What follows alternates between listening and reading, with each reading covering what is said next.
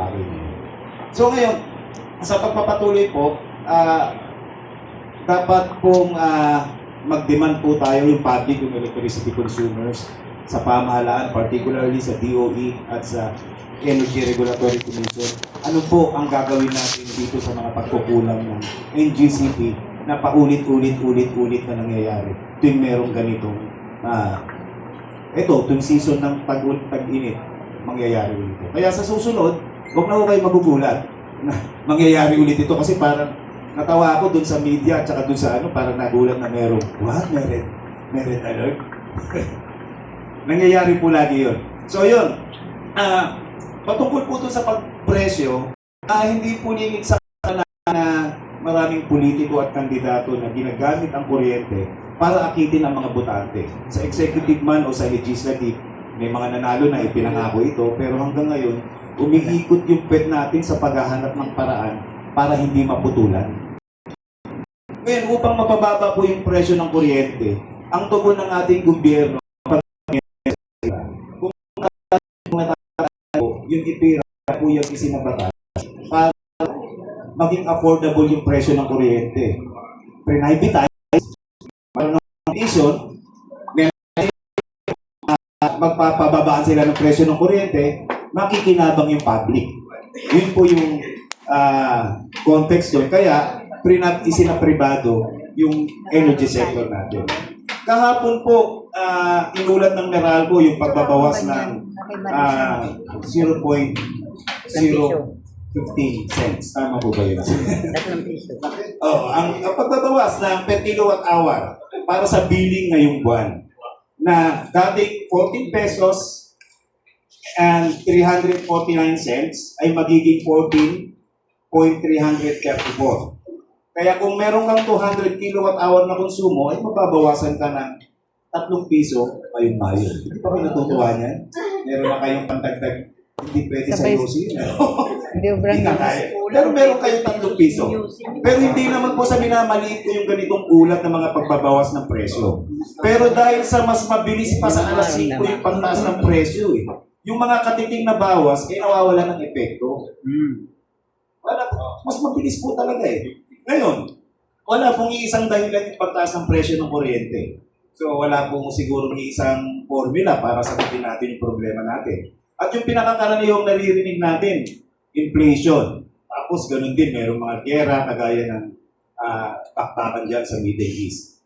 Ngayon, ayon po sa projection ng Department of Energy, 14% po yung itataas ng presyo ng kuryente natin dahil doon sa problemang yun sa Middle East. Although, ang naririnig ko po doon sa pinapaliwanag ni Secretary Garin, yung ating pong electricity dito sa atin, parang 60% ng pinagkukunan natin ay coal.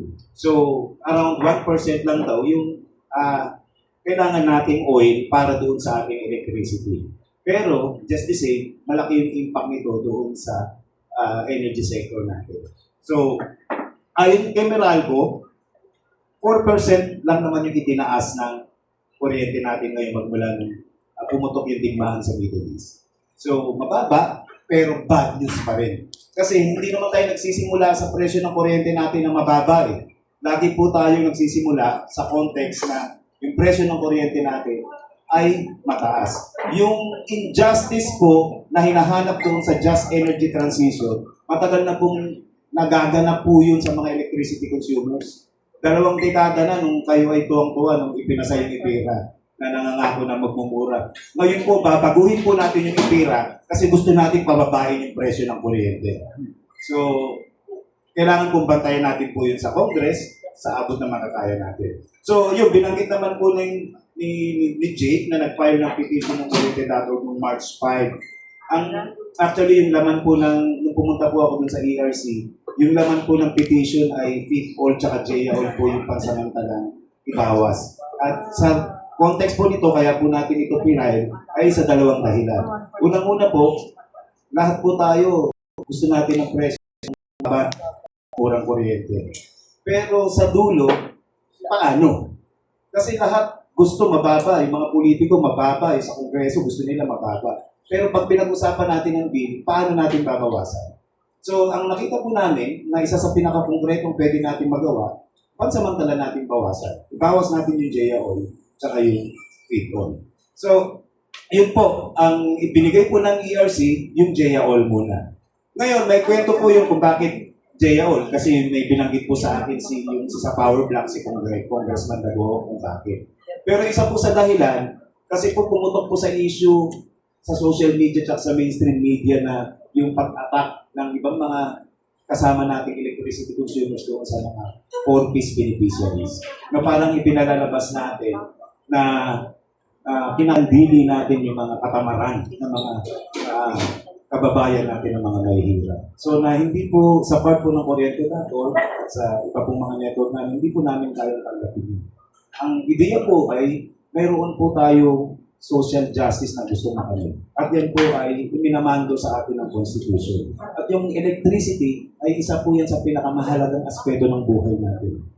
Yan ay nakakapagbigay ng protection sa atin at yan ay nakakatulong para mapaunlad natin yung ating well-being, yung well-being ng ating mga pamilya. Ngayon kung mahal po yung presyo ng kuryente at hindi po yan affordable para dun sa mga maliliit at mga marginalized na mga consumers, nasaan yung justice? So, kasama po yan doon sa ating pinaniniwalaan. At yan po ay ayon sa batas po yan. So, kung pasado naman po siya doon, legit naman yung criteria, nakamit niya naman yung mga kailangan, ano po ang problema? Ilang cents lang po yung binibigay natin sa pamamagitan ng universal charges na pinokolekta sa atin. Baka mas 0.5 cents lang yan para mapunta doon sa mga lifeline natin at para doon sa senior citizen. Samantala po, yung kinokolekta pong JA oil at feed oil, alam niyo po may dala po ako dito bill ng kuryente para wala po pa. Kasi nagkaroon po kami ng pagtatalo ng ERC dito. Sabi niya maliit lang daw po yung impact pagka yung binawas natin ay yung yung feed oil tsaka yung JA oil. Dito po sa feed oil ko po, ito January 2026, 35 pesos po yung binawas sa akin sa feed oil. Wala pa po, hindi pa nakareflect yung JA oil. Noong pong February, ang binawas po sa akin sa feed oil ay 44.07 pesos. Tapos noong pong March, ito na, may JA oil na ako. Yung feed oil ko po ay 33.38, tapos yung JA oil ko po ay 6 pesos and 16 cents. So, ibig sabihin, malaki po yung mababawas na napupunta. Alam naman natin kung saan po napupunta yung JA oil at yung feed oil. Papunta po yan dun sa pagsusuporta natin dun sa renewable energy. At sino po yung nandun sa renewable energy sector? Yung mga malalaking investors. So, yun po ba ay yung ilang cents po ba ipagkakait pa po natin dun sa ating mga marginalized consumers? Tapos hahayaan natin na itong JA oil pa mapupunta dun sa mga malalaking corporation. Hindi po kami against sa renewable energy. Malaki po yung maitutulong ng renewable energy para sa pagkakaroon natin ng siguradong supply ng kuryente. Pero sa context po, paulit-ulit po, sa context po na ikalawa po tayo sa pinakamataas sa Asia Pacific na singil ng presyo ng kuryente. Huwag niyo na po sa amin parang awa niyo na po, pamahalaan. Huwag niyo na po sa amin ipapasan yung mga proyekto at ipinangako po ninyo doon sa mga international organization sa mababawas kayo ng ating issue. Tapos sa amin ninyo po ipapasa. So yun po. Sige po. Yun po. Yung makailang araw nga lang po ay nag-anunsyo po yung ERC na magkakaroon ng suspension ng JA oil. Hindi po nila binigay yung feed oil. Yung JA oil lang po yung kanilang ibinigay. At may 2 buwan nila tayong hindi ko kolektahan nito. So yun. Although sabi ganun ng Power Block sa pamamagitan ni Congressman Dago, kaya daw ibinigay ng ERC yung JA oil. Kasi yung JA oil, according to him, ay mukhang hindi daw consistent din sa umihiran ng batas. Kaya nagmumungkahi siya na magkaroon ng investigation sa Committee on Energy para tingnan kung consistent ba yung JA oil sa ating umihiran ng policy. So yun po. Paano po ba? Review lang po ng konti, mabilis po. Alam ko po, kabisado na po ninyo, makikisuyo ako kay Ma'am Janine na i-flash lang yung mga major na bayarin natin sa kuryente. Nakikita niyo po, ito. Yung sa bayarin. Yung generation, ito po galing po ito sa Meralco. Actual na po para, kasi sila naman po yung nagko-collecta. So, sa generation, 55%. Kung kayo po ay mayroong konsumo na 200 kilowatt hour at ang gagamitin po natin na singilan ay yung 13.80 kilowatt hour. Although ako ngayon, yung singil sa akin ay 14 pesos na. So ilagay muna natin dito sa 13.80 kilowatt hour. So yan po, nakikita ninyo. Yung generation, siya yung pinakamataas, 55%. Meron siyang 1,580 pesos na halaga. Yung distribution ay 17.5%. Ito yung papunta doon kay Meralco na mayroong halagang 483 pesos. Tapos yung transmission, nakawag mo na yung VAT. Yung transmission, ito yung pumupunta kay NGCP na siya ngayon yung mayroong problema sa red alert. At siya ngayon yung dapat na mga tuwiran, dapat na magpaliwanag at dapat na kastiguhin ni ERC at ni DOE ay kumukolekta ng 10.1% na ang halaga ay 279 pesos. So, ang other charges ay 157 at 5.7% yung kanyang porsyento. So, 2,760 pesos kung 200 kilowatt hour yung konsumo mo na babayaran. So, yan po yung ating mga bayarin. Ngayon, himayin po natin ang konti yung doon sa may other charges na 157 pesos. So, dyan po pumapasok yung mga sa subcomponent, yung system loss na 3 to 5%, tapos yung feed-all, more than 1%, in JAOL more than 1%. Tapos yung universal charges na 1 to 2%, na dito rin nakalodge yung binibigay natin para doon sa lifeline tsaka sa senior citizen. At dyan din nakalagay yung electrification. So, yan. Yung metering supply ay 1 to 2%. So, ang tanong, ano sa mga charges na ito ang maaaring alisin? At anong mga bills at mga batas ang kailangan nating bantayan para mabawasan ang presyo ng kuryente at maiwasan ang posibleng pagtaas? Sige po, mamaya na po kayo magtanong po. Nakikita ko may mga, may mga putitap na po ang inyong mga mata. So, kailangan ng batas para alisin o bawasan yung VAT. Kasi po, ito trabaho ng legislative. At sinusuportahan ng Kuryente.org kung ano man yung inisyatiba kaugnay nito. At natatandaan ko ulit, yung power block sa pamamagitan ng APEC Party List, sila ay magre-request na reviewin yung VAT. Kasama siyempre yung executive branch ng government. Tapos sa amendment ng IPIRA, kailangan bantayan natin maiging IPIRA. Sumali tayo doon sa amendment nito. At targetin natin yung pag-alis ng feed-all. Itaas ang discount para sa senior citizen at saka sa lifeline at pagtaas ng threshold. Kung hindi nyo po na itatanong at para po dun sa mga hindi familiar, yung ating pong discount para sa lifeline and senior citizen ay ang threshold po niyan ay 100 kilowatt hour. So pagka hindi po tayo sobra sa 100 kilowatt hour, tayo po ay eligible para makakuha ng discounts. Sa lifeline rate po ay may iba-iba pong discounts na ibinibigay, depende po sa konsumo ninyo. At yung meron po tayo ngayong expanded na lifeline rate na batas at sinasabi nito na yung 50 kilowatt hour yung konsumo pababa ay maaaring malibre ka na. As in, zero na yung babayaran. So, yun. Isama na rin sana natin sa discount yung solo parents kasi ayon po sa data ng PSA, around 90% po ng mga solo parents ay mga kababaihan. Mas maganda po na mag-enjoy din sila ng ganitong klase ng discount. Tapos, i-institutionalize po sana natin yung participation ng mga electricity consumers sa lahat ng mga processes na meron tayo sa energy sector. So, kasama po yung ginagawa po natin na nagpa-participate tayo sa Committee on Energy. Nagpa-participate po tayo dun sa ERC, sa mga consultation na ginagawa nila. At sana maging automatic ito at magkaroon tayo ng mekanismo na imamandate ng batas na sana laging mayroong electricity consumer sa kung ano man yung mga mahalagang bagay na pag-uusapan sa sektor ng energy. So yun, susuportahan ng Kuryente.org ang inisyatiba na reviewin ng JAOL para mabubuhay kung ito ay consistent sa batas. At bantayan po natin yung Just Energy Transition Bill para masiguro na walang dagdag bayarin. Magkwento lang po ako ng konti. Nakaupo po ako sa technical working group ng Just Energy Transition sa Committee on Energy.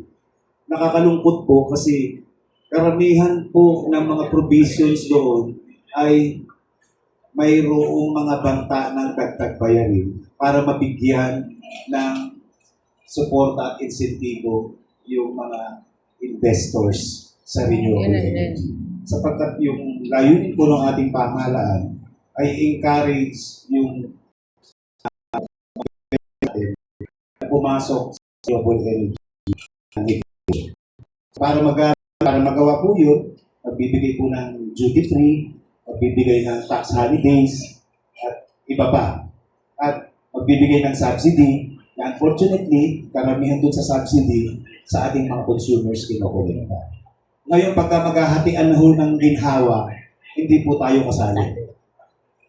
Hindi tayo kasali. Tingnan niyo po yung bill ninyo, tsaka tingnan niyo kung ano yung binigay sa inyo ng gobyerno para bigyan kayo ng subsidy para maproteksyonan kayo doon sa adverse effect ng isang sektor na exposed sa isang liberalized na merkado.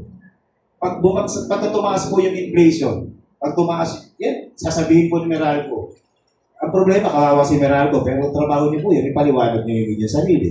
Pero pag tumaas yung, sinabi tumaas yung kuryente, ang tumaas naman ay dahil sa inflation. Siyempre, ang aawayin natin si Meralco. Pero inflation ang ang gumalaw dahil doon sa pagbagsak ng halaga ng piso at tumaas ang dolyar. O nagkaroon ng gera, naapektuhan yung oil, yung presyo ng oil, naapektuhan yung supply natin.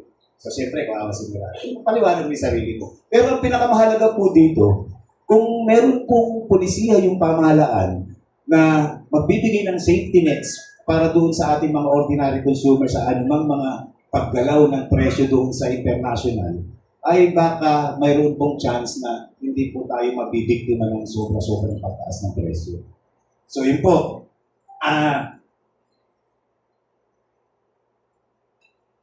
RE Act Amendment. So yun, pareho po ito. Pareho rin. Siguruhin na walang dagdag na bayarin kasi po yung Renewable Energy Act po natin ngayon ay ina-amendahan din. At naku, sus ko po, marami po talagang hirit na hinihingi yung private sectors para masuportahan yung kanilang exploration, installation, at yung kanilang business in general. At nakakatakot kung hindi po natin mababantayan baka sa atin bumagsak yung mga gastusin. So, siguruhin na walang dagdag bayarin. Suportahan natin yung paglalagay ng sunset provision sa fuel oil tariff. Kaunting paliwanag lang ho. Yung fuel oil po, para po dun sa hindi masyadong familiar, ito po yung kinokolekta sa atin, yung binasa ko kanina. Paano po natin ito ito pong programa na ito ay ipinoprovide ng pamahalaan para dun sa renewable energy technology na na-identify na mga bago. Katulad ng halimbawa ng hydro, ng geo. Sila po yung mga klase ng renewable energy na nakikinabang doon sa feed oil. At ito po ay nakakontrata mga kasama.